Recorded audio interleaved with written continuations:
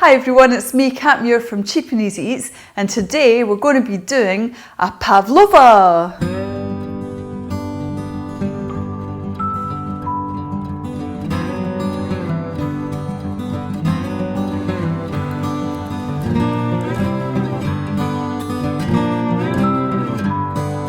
So with a pavlova, it's a really delicious kind of meringue bird's nest type cake. It's so tasty, and it's kind of like a bowl that you're going to make out of meringue. And in the hollow bit, you're going to put in fruit and cream and anything really that you enjoy. Today we're going to be using cream with Nutella and strawberries because that's such a tasty, delicious filling. But you can really put anything that you like, or you could just do it like a traditional pavlova and use fruit and cream, because that's usually what goes in pavlova. But it's such a nice, tasty, mallowy meringue, and it looks great. You can give it as a gift. You can take it to someone's house for their birthday instead of a birthday cake. It's such an amazing looking meringue to make, and it just tastes so delicious. So it's not quite like the other meringue recipe that I've used before, because I'm changing it around a little bit. I'm going to use 4 egg whites. I'm going to use 200 grams of caster sugar. I've got 2 dessert spoons of cornflour or cornstarch, as you say in the States, and we're going to use 3 teaspoons of freshly squeezed lemon juice. The cornstarch and the lemon juice are meant to keep the meringue very mallowy. Now, when I do the meringue roll, I don't use that, but because there's so much on the sides of the pavlova, it has to go in the oven for a bit longer. So to keep the inside of it more mallowy, that's why I'm using that. It's very easy, and it's very cheap and simple to do. And we're just going to get going with it. But just for price-wise, if you went and you bought a pavlova in the shop, I mean, I don't actually enjoy meringues from the shops because I feel they're too tough. They're overly sweet because they use so much sugar, and they're also, you don't know how long they've been lying around or anything like that. The pavlova that you're going to make today has got, for me, I think, the perfect amount of sweetness, and it's fresh and you know what you're doing with it. And also the size of the pavlova that you're going to make, if you were to buy that in the shops, it would cost like easily 3 or 4 times as much. So that's the whole point of the channel, Cheap and Easy Eats, and to give you a healthier version. So we're going to get going just now, and what I'm going to do is I'm going to separate my eggs because I need 4 egg whites. So I'm going to put the whites in the bowl, and the yolks I'm going to put in here.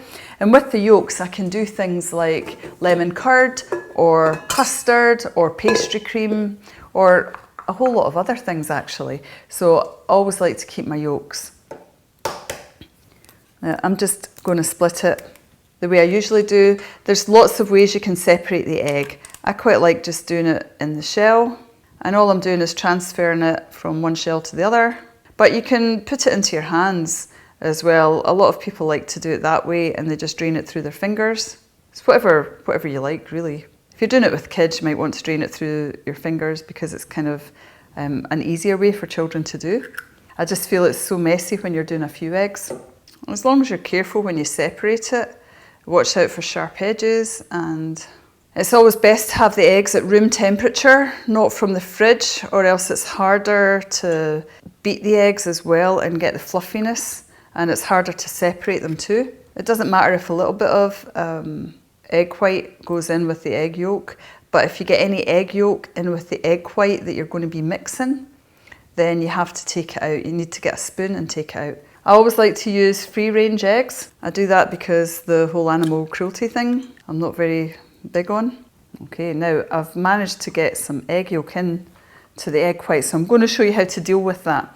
And that's actually not a bad thing. It's quite a common thing that happens. One time I was at a makeup convention because my other job is film and television.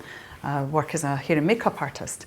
And I went to see a bald head cap being put on, and it was the man who did the Austin Powers movies. It's going back a little bit.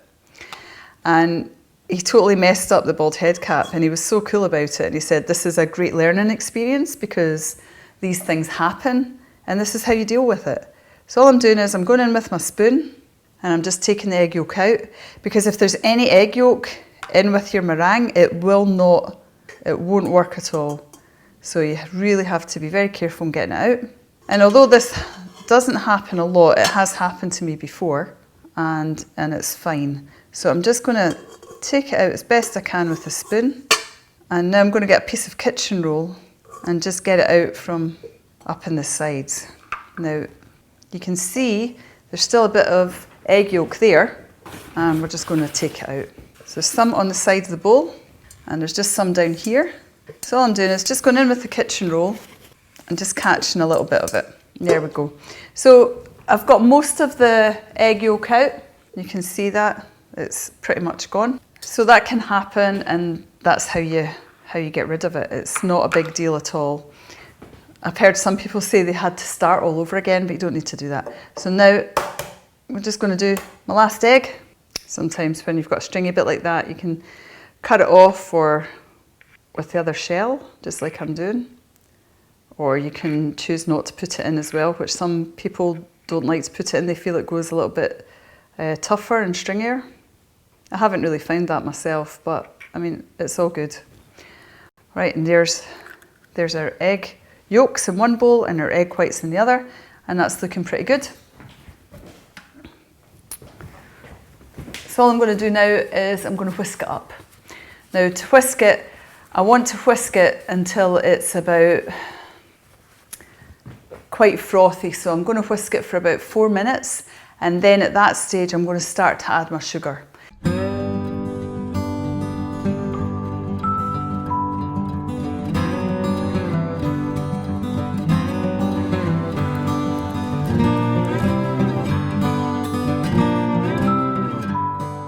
Now that's been about 2 minutes, and you can see that it looks like it's a kind of frothy stage, but this is okay to start putting the sugar in now. So all I'm going to do is I'm just going to put it down and let the sugar go in just a little bit at a time.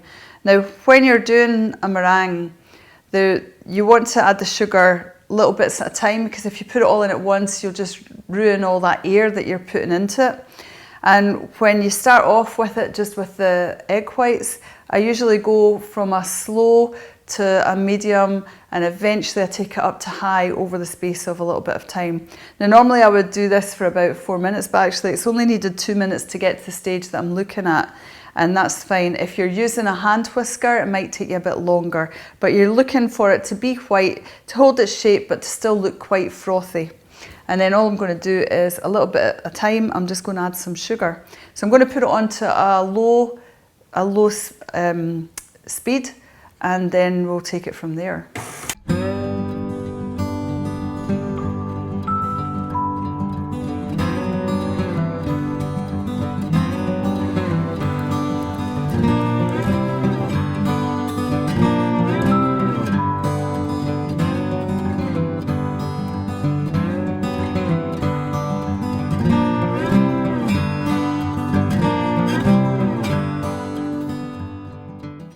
Okay, it's had about 4 minutes now, and all I'm going to do is scrape it down just to make sure everything's incorporated properly.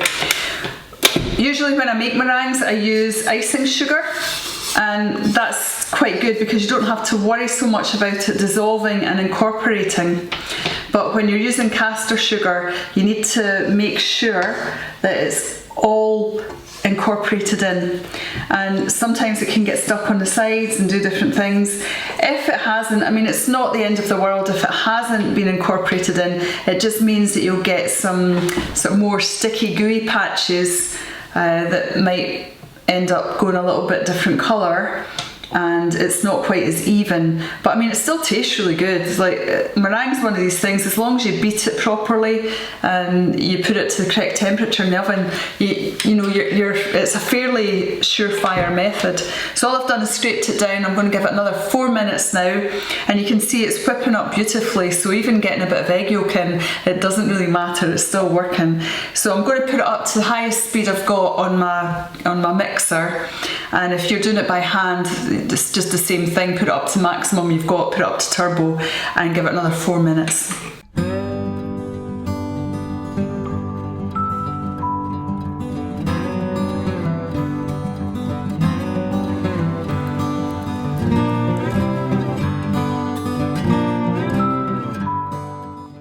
So we've gave it another 4 minutes, and you can see that it's really solid in its consistency. It's looking really lovely. I mean, if I just take some out, I can show you that it's got pretty solid consistency.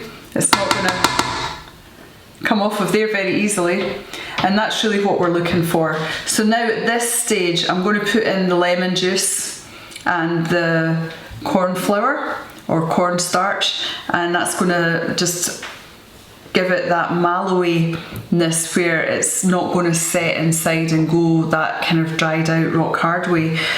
Now, some people like to put vanilla in at this point. I kind of don't really like vanilla in meringue. I feel meringue is such a lovely flavour anyway, but if you want to, this would be the time that you would do that.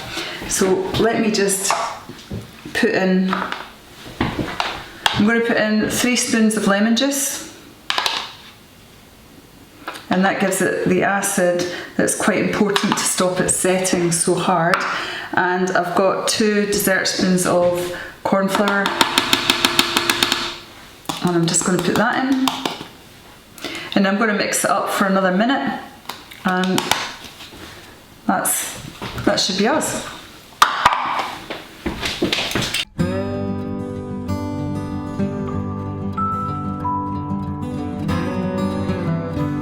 I'm just going to scrape it down, give it another few seconds, and then we're just going to put it on the tray and put it in the oven.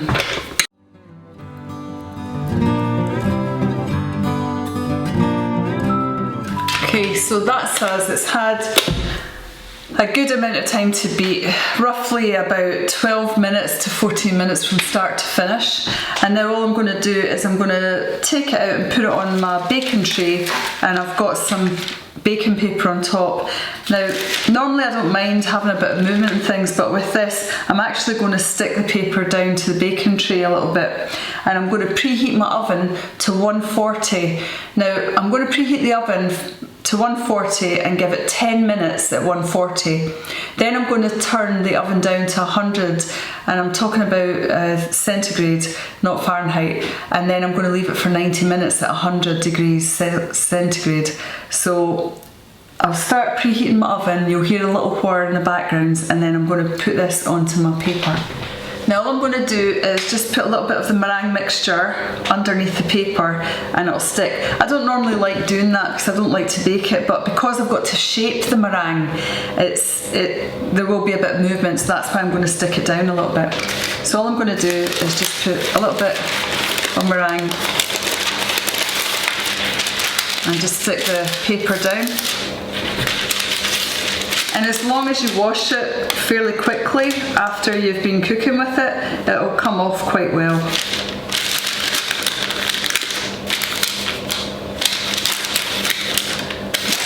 So that's it stuck down.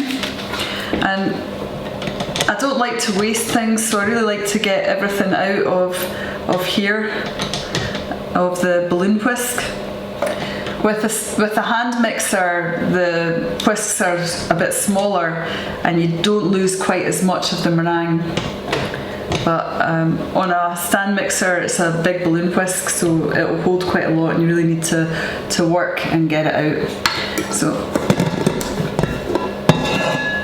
I'll get the rest of that in a second. All I'm going to do is basically tip it all out into as much of a circle shape as I can. So again, you're going for a kind of a nice big bowl type of look. So you want it to be in a nice kind of circle, getting it as even as you can. And at the end of the day, like, I think when you make something that's homemade, I think people really like it. It doesn't have to be absolutely perfect because people know that you've put in some time and you've made this lovely dessert. What I'm going to do is just move it out to try and get that kind of bowl effect. And again, this is something that's quite nice to do with kids. You know, it's quite nice because you can't really do an awful lot wrong with it. And if it's not really that nice, you can always make it into eating mess. You know, just break it all up and stick it in with the cream. So all we want to do is just make it into as much of a bowl shape as you can and just build the sides up as much as you can without breaking the bottom. You want to have enough at the bottom that it can hold the filling. And I'm going to use my offset spatula as well, because all I want to do is sort of build it up and in. And although it looks quite nice, just even if you leave it like this, when you build it up just with these kind of lines, it just gives it a nicer, more professional kind of finish. And again, I think it's just one of these things that, you know, if you give someone a pavlova, if you're going round to their house for dinner, or if it's their birthday, it's something like really special, I think. It just really looks nice, and it looks a lot harder to make than it actually is. You can probably put it on top of like a turntable, a cake turntable, just to make sure that it's quite even in size and everything like that. So just building it up. Want it to be as even as possible. So you can see it's starting to form, and if it's not absolutely perfect, that's okay. You just really want it to have this nice kind of bowl type feel to it, and you want to just take the little points down a bit. So I'll go around that because they'll just go a little bit drier and more crispy. And just sort of have an overall look to make sure that it's even and it looks nice, because it's just pretty much going to look like this but be solid when it's finished. So if there's anything you don't like at this stage, this is when you want to change it. That's kind of it. I'm not going to play with it too much because you could go for days and days and days. And now I'm going to put it in the oven, set the timer for 10 minutes, and then I'm going to turn the heat down from 140°C to 100°C for 90 minutes. So I'll see you in a little bit. The pavlova has been in the oven for 90 minutes, and then I'll let it cool for a few hours. So what we're going to do now, it just fits perfectly on this little silver cake tray. So I'm going to just bash in this little bit to make it deeper, and I'm going to fill it with some of my strawberry Nutella cream. So all I'll do first of all is I'll put my lovely gorgeous pavlova to one side, and I'll bring in the cream, and I've got 100 grams of strawberries that I have chopped up into tiny little cubes, and all I'm going to do is just put them in with the cream, and I'm going to mix that round. And it's a 300 ml double cream or heavy cream. And there's lots of different ways you can finish off a pavlova. This is just the way that I like to do it. The other ways you can finish it off are just putting fruit and then cream and then fruit and then cream. That's the traditional way, but I just like to fill it up with this because it's so tasty. So I'm going to put a few decent spoons of Nutella in and just mix that round. Now I've already whipped the cream up, but there's a link for how to whip cream perfectly, and if you do that, it saves you having to watch it again and again and again. So you can go watch that video if you don't know how to whip the cream, and then come back and we'll show you this. Plop. Okay, I'm going to see if that's enough, and all you're going to do is gently mix it round. Now in my video of how to whip cream, I don't like to whip it completely until it's really stiff, because I'm going to be moving it around and working it around.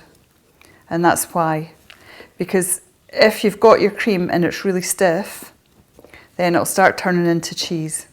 Now I love that really nice rippled effect that you get as the Nutella starts to mix. Now that's my filling, and it's looking really nice. It'll taste absolutely gorgeous.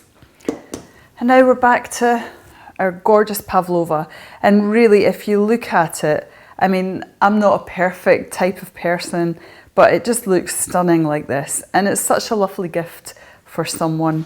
And all I'm going to do is just break it gently in the centre so I can add all the filling. It's got that lovely crunch on the outside and it's very mallowy underneath. I can feel it underneath the spoon. So we're just breaking it down so we can fit more cream in.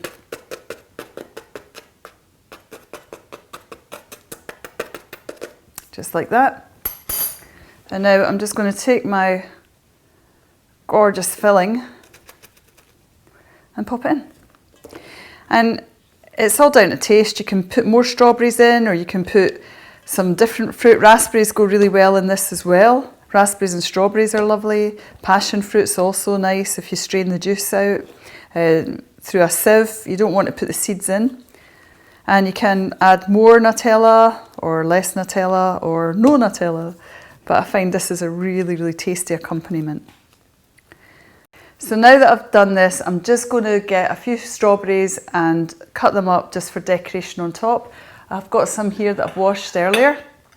And all I'm going to do is, I don't really like the little green bits on top. I know sometimes people like that, but I'm just going to cut it into thin slices. They kind of look like little love hearts when you've cut the stalk out. I always think that looks quite nice. You can use any fruit you want, really. Raspberries does go very well with this too. I really like the flavour of strawberries and Nutella. I mean, it's a very decadent pudding. It's not something that you would eat all the time, but if you're giving it to someone as a gift, or you're going to have it yourself, I mean, it's absolutely stunning. And it's very, very tasty. So when I look at that, I just think that looks absolutely gorgeous. Again, you could drizzle it with a little bit of chocolate over it, or there's so many different ways you could finish it off. I might just actually heat up a little bit of Nutella actually just to dribble it over, and you can just see how pretty it's going to look. So I'll just bring my Nutella over and we'll get a little dribble on it. So I've got some Nutella and I'm just going to drizzle it just little bits. Again, if it looks like a big chunk, that's okay too, because I always think it just finishes everything off perfectly. Now, you've made this absolutely amazing dessert and you've made it for less than it would cost you to buy a slice of this dessert, and that'll do 10 people if you have them round, or you can give that as a gift. I mean, that's a really lovely thing to take to someone if you're going to see them at their house. So that's my pavlova, and all I'm going to do now is cut a slice and just taste it, just to make sure everything's okay. I mean, it seems a shame because it looks like such a work of art, but we're going to give it a little cut into. Listen to that crack. Oh, it's so perfect. Negotiate my way through this strawberry.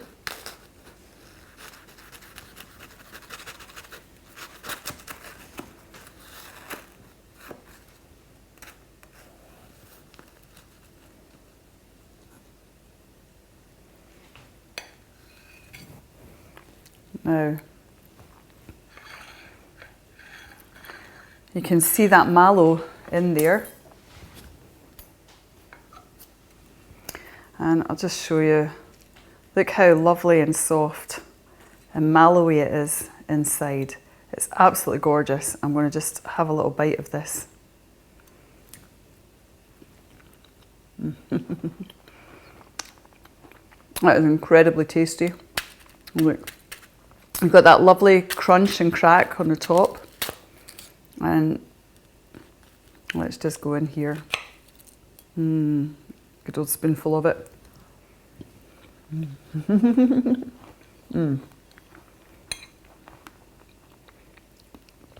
That is just one of the nicest desserts that you'll ever have, and it just looks absolutely gorgeous. I really hope you give this a go. My name's Kat Muir, Cheap and Easy Eats, and I'll see you next time. Bye.